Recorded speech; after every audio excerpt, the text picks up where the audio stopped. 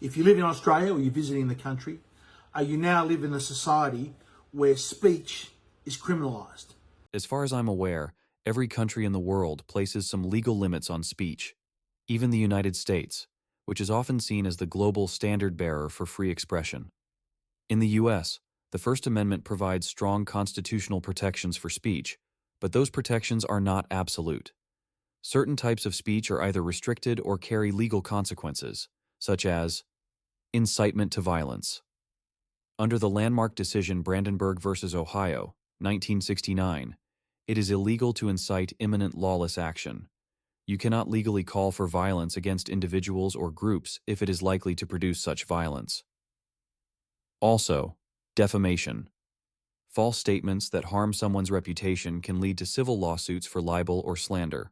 While the U.S. sets a high bar, especially for public figures, false defamatory speech is not protected. False advertising. Companies can be prosecuted or fined under consumer protection laws for making deliberately misleading or deceptive claims, particularly those that harm consumers or distort markets. However, despite these exceptions, the U.S. remains one of the most speech-protective nations on Earth. In contrast, countries like Pakistan continue to enforce blasphemy laws, under which criticism of Islam, Muhammad, or the Quran can result in severe penalties, including life imprisonment or even the death penalty. These laws are often vaguely worded, open to abuse, and have led to mob violence, false accusations, and suppression of religious minorities. The UK is on its way to becoming like Pakistan, but they are a few decades behind. The problem isn't that some speech is restricted, it's when too much speech is restricted. Almost everyone agrees that certain limits are reasonable. Direct incitement to violence, defamation, and false advertising are widely recognized as harmful and justifiably subject to legal consequences. But the real danger arises when we move beyond those clear cases and begin to ban the criticism of ideas or silence minority and unpopular viewpoints. That's when free speech is no longer a safeguard of democracy, but a privilege granted only to those with approved opinions. When governments or institutions start deciding which ideas are too offensive or dangerous to be heard, it opens the door to censorship, ideological control, and ultimately, a totalitarian mindset. History shows us that this is how freedom erodes, not all at once, but bit by bit, under the guise of safety or social harmony. Free societies depend on the ability to debate, criticize, and challenge the majority, even when it's uncomfortable. Suppressing dissenting voices doesn't protect democracy, it undermines it. Following the passing of this hate speech bill, rushed through Parliament last week and given royal assent in record time, you can now go to jail for up to 7 years in Australia if you engage in political speech that offends some groups. Really? Prove it. Show me the specific section that says that or anything close to that. The hate crimes legislation does not say you can go to prison if you offend some groups. I don't think the word offend even appears in the legislation at all. The understanding of politicians who have actually read it maintain that it is about violence, not offensive speech. For example, Senator Michaelia Cash stated, "The legislation is considered, and it is targeted. It is not about policing what people say on social media or suppressing debate in the community about a range of issues. It is about ensuring that those who commit or advocate violence are punished." To be clear, the references to force or violence in the legislation do not include psychological harm or mental harm. For the benefit of those listening in to the debate or considering this legislation in the future, the clear intention of the Parliament is to enact legislation that relates to physical force or violence and not psychological harm or other sorts of mental harm. This point was made clearly by government officials in the course of the Legal and Constitutional Affairs Legislation Committee inquiry into the legislation, and is consistent with the advice provided by the Attorney General himself in writing to the Scrutiny of Bills Committee. The intention that the words force or violence refers to physical force or violence and not mental and psychological harm is expressly reflected in the report from the Legal and Constitutional Affairs Committee, which was supported by both major parties. Indeed, the word harm does not appear in this bill or in the amendments that were agreed to in the other place. So let there be no doubt about it for any person who may be looking at this legislation in the future. The bill deals with physical force or violence. Moreover, the explanatory memorandum explains, The offenses are not intended to capture mere expressions of opinion or belief, however hateful or reprehensible. This conduct would be criminalized only where it involves threats of force or violence. What political or religious speech is actually banned if you are not calling for violence? Don't explicitly or recklessly call for violence, and this should not apply to you. But if you are saying something that could be interpreted as inciting violence, you need to be careful with your words and make it clear you are not supporting illegal violence. This can be annoying, but we cannot simply allow people to make threats against groups without penalties. If you want to criticize speech laws, criticize the absurd vilification laws. For example, what the hell does it mean to incite severe ridicule, and why is it a crime? A person must not, on the ground of the religious belief or activity of another person or class of persons, knowingly engage in conduct with the intention of inciting serious contempt for, or revulsion, or severe ridicule of, that other person or class of persons. This may be the dumbest speech law in the entire country. Overly vague and broad, easily open to abuse. It should be abolished. See my video when it comes out on how to criticize Islam without going to prison in Australia. Subscribe and ring the bell so you don't miss out. This is a very dark day in our history. To think that in this country, in 2025 and going forward, that you can actually go to jail for your political opinions is a day I thought that I would never see happen in my country. Can you please provide an example of which political opinions can send you to prison?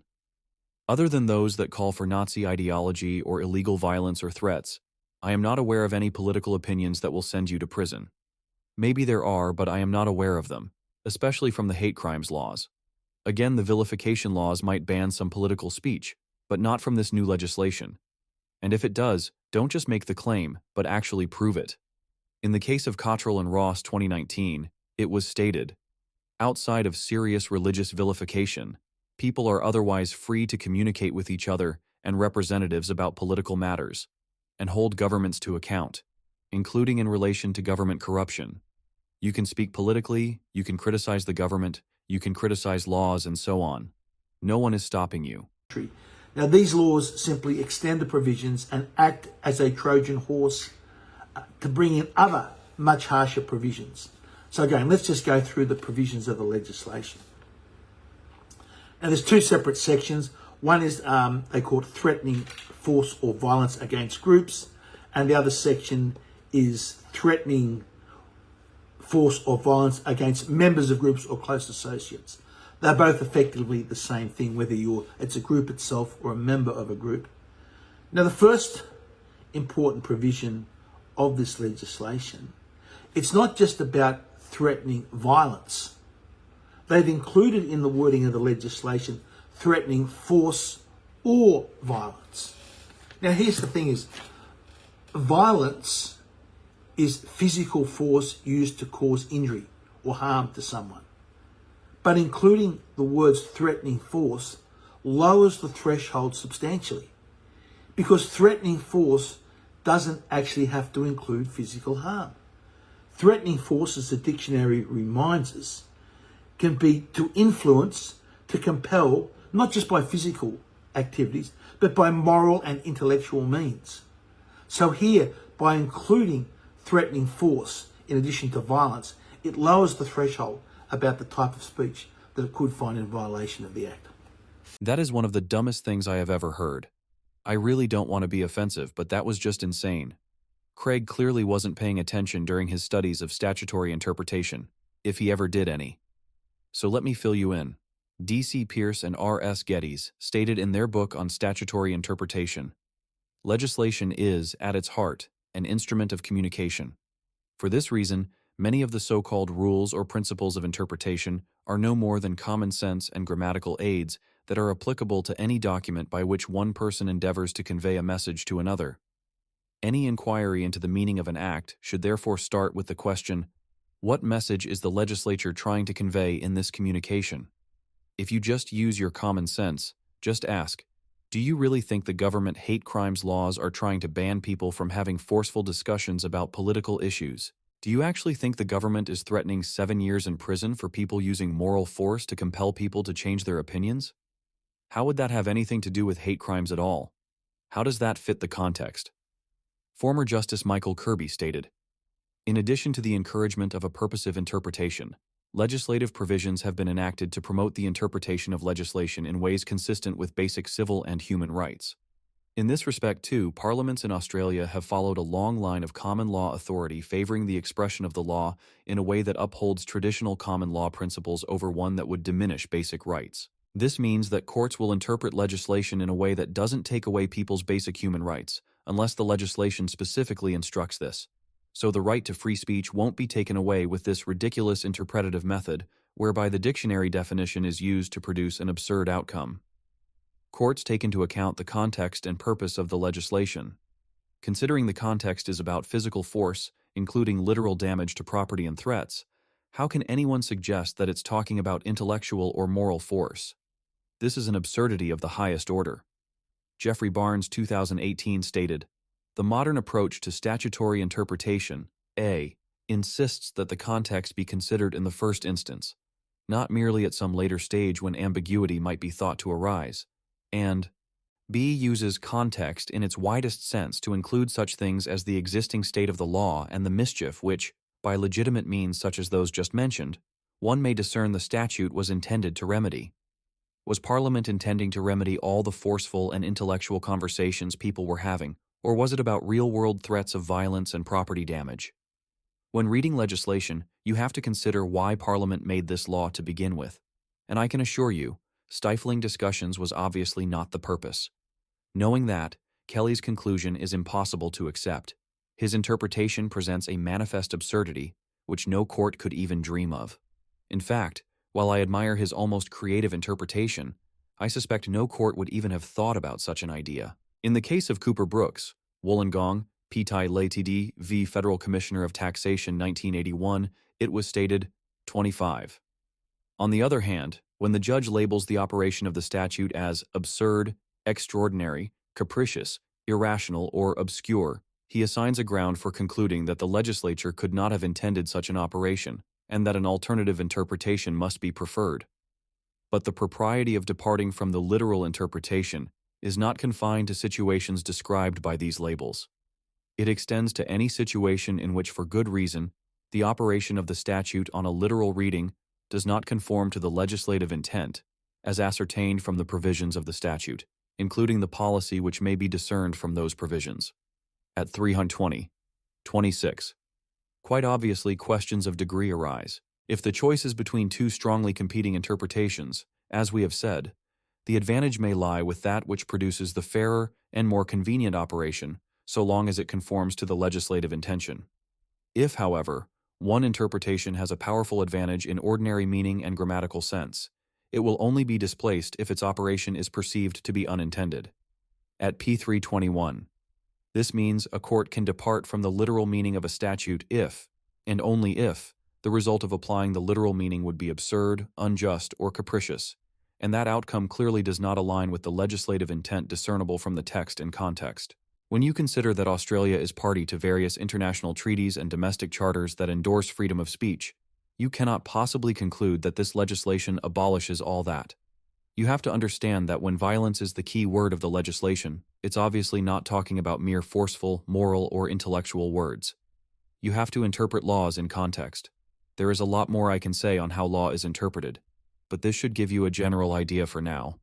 If you've understood what was said, you will see that Kelly's interpretation is impossible. Secondly, the most disturbing thing is that what they call here the targeted groups.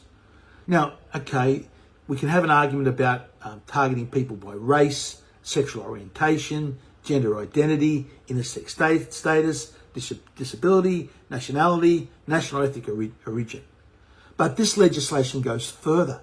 It actually includes political opinion. So under this legislation, a so-called targeted group that gets special protection is a group that holds a political opinion. This is interfering in political free discourse in political speech.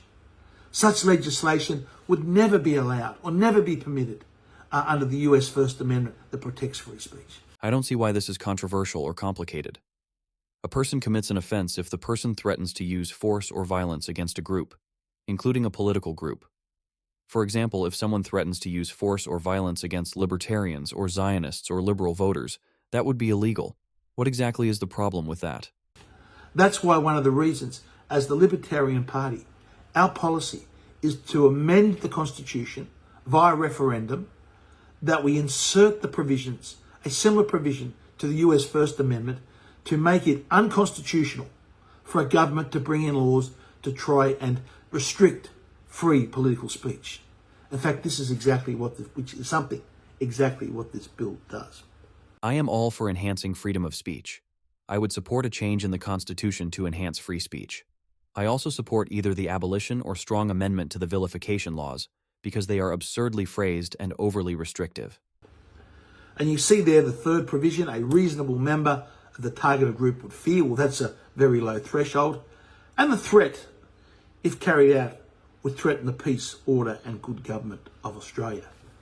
How long is a piece of string when you're trying to determine what that actually means? So let's give an example of these new laws about how they could work in practice. And let's look at a speech of Sir Robert Menzies, the founder of the Liberal Party. Now, here's an old newspaper clipping from the 1950s, early 1950s. And it says here, nearly 4,000 people cheered wildly at Herstal tonight, where Mr. R.G. Menzies, the opposition leader, said, and I quote, "We are going to declare war on the communists and we're going to give them a thrashing." Now, look at Sir Robert Menzies' words and compare them to the current legislation. Sir Robert Menzies used the words that he's going to give them a thrashing. Now, that falls within the definition of a threat of use of force, whether it's actually physical, intellectual or moral. To say you're going to give someone a thrashing, a colloquial Australian expression, that ticks the box that becomes a threat to use of force. So that's one of the ticks that you could find yourself arrested for. That's an interesting case study. Of course, we do not apply laws retroactively, not that he is implying we do, and the Australia of today is not the Australia of the past. But you wouldn't get arrested for that if you simply made clear that you do not support violence. For example, you could say, "We are going to smash the opposition. We are going to beat and crush the communists." To make sure no one misinterprets you, literally just say afterward that we will do it through peaceful means. Just add one line to condemn violence and you will be fine. That way, no one gets confused about what you are advocating for. But in reality, I highly doubt these colloquial sayings will cause anyone any problems. Context is everything. Secondly, is he targeting a group distinguished by political opinion? And yes, he's targeting the communists. The communists are a group distinguished by political opinion. So targeting the communists brings him in within violation of this act. And a member of the communists might fear that this might happen. Well, that could certainly happen. And with the leftist infiltration we've seen in our courts, it's highly likely that they would interpret Sir Robert Menzies' comments as, if carried out, would threaten the peace and good order of government of Australia. And here's the other changes that they made in this legislation. It no longer matters if Sir Robert Menzies would have made that speech in good faith or if he didn't mean violence. That threshold is gone. The argument is now that he said it recklessly and therefore he would be in violation of that act and could face up to 7 years in jail.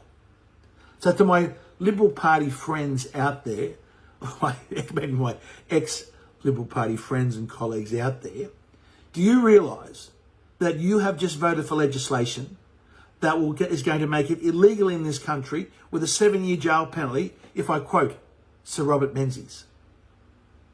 He would be rolling in his grave. I find this interpretation thoroughly absurd. But time will tell. We will see in the coming years how this legislation is interpreted by the courts. If I am wrong, I will apologize.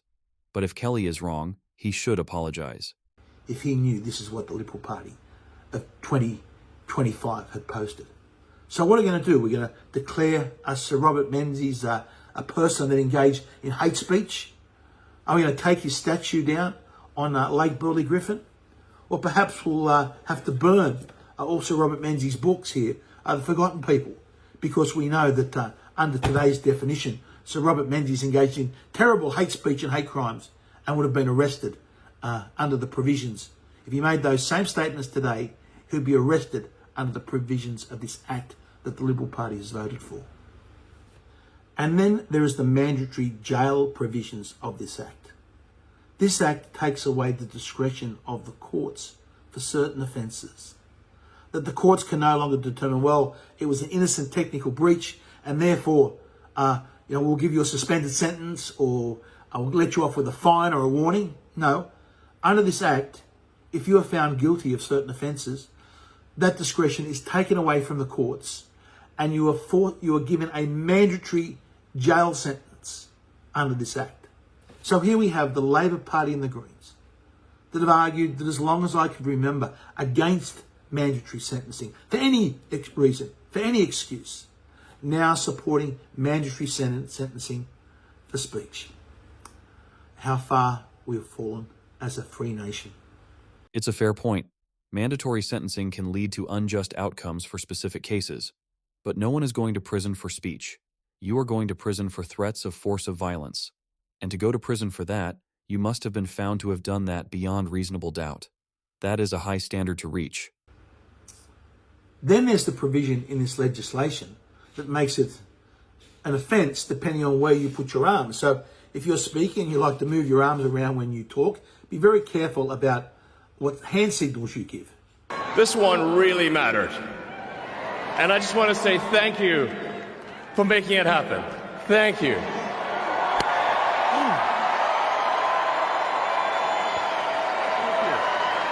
My heart goes out to you. It is thanks to you that the future of civilization is assured. If you're out on the streets hailing a taxi, be very careful about how you do that, because you could be easily photographed and say, look, a Nazi salute. And that, for that, my friends, is a compulsory 12 months in jail. Again, with no discretion from the courts. Mad legislation. That is freaking hilarious. If he's not being satirical, then this ranks among the most absurd legal interpretations I've ever seen. The idea that someone could be arrested, let alone convicted, for hailing a taxi because the gesture resembles a Nazi salute is outrageous. Do people even understand what beyond reasonable doubt means? It's the highest standard in criminal law. The prosecution must prove not only that the act occurred, but that the accused intended to do it. If someone was simply trying to hail a taxi, or even might have been, that introduces reasonable doubt immediately. No one will be convicted for an ambiguous hand motion. And realistically, no one will even be arrested for it, unless the police completely lose touch with reality. And on the off chance someone is arrested, the chances of conviction are near zero. If I'm wrong, we'll see people convicted in the next few months or years for accidentally raising their hand. But I'm not wrong. That's not how the law or reality works. What such legislation does, anyone that gives a Nazi salute in public should be laughed at. They should be mocked. They should be ridiculed. But by having a law that actually criminalises it and potentially puts someone in jail, you're going to make a martyr or a hero out of some idiot that does a Nazi salute in the streets, and he's going to gain sympathy from that. That's a fair point. Watch my video on why you should not punch a Nazi to learn more. And finally, none of us want to see a society with this so-called hate speech. But the best way, as history has shown, to defeat hate speech is not with censorship, but with free and open debate. There's a great book that I could recommend to everyone. It's titled Hate Speech, Why We Should Resist It with Free Speech and Not Censorship, by Nadine Strossen, a former president of the US American Civil Libertarians Society. And that is what she argues. She argues that the best way to address hateful or unpleasant speech is with more speech, principled debate, whereby all speakers and listeners can become better informed. Where we ban someone, we ban one type of speech, political speech, it has always been counterproductive throughout history. And as RFK Jr. correctly argues, those on the side of censorship have always been on the wrong side of history. To my Liberal Party friends, you're on the wrong side of history on this. And that's why I'm very pleased to be running as the Libertarian candidate here in New South Wales. And as I said earlier, if we are successful at this next election, on day one of that new parliament, I'll be introducing legislation to repeal this so-called hate speech laws in full. And I'll be further moving to introduce a referendum at the subsequent election to enshrine in our Constitution a similar provision to the US First Amendment that protects free speech, to ensure that such legislation as this that has been ran through our Parliament would be deemed unconstitutional and simply be void. Our politicians have shown us over the last several years that they cannot be trusted when it comes to protecting freedom of speech, and that should be enshrined in our Constitution. That's a nice pitch. I hope you were not purposefully exaggerating what this legislation actually does as a fear-mongering tactic to get votes. I hope you just woefully misinterpreted it, which is what I assume happened. It's okay, we all make mistakes. All public figures say things that are wrong. What matters is that you correct it after your mistake is explained to you. You should know by now this legislation is not calling for censorship, but the prevention of threats, force, and violence. As for the censorship on Nazism, the law makes exceptions for good faith for genuine academic, religious, artistic, or educational purposes. While the law is debatable, it's not so bad. Well, this video was quite the journey and took a lot of work to create. Please like, subscribe, comment, share, and become a channel member. Also visit my website, Radical Universe. Thank you.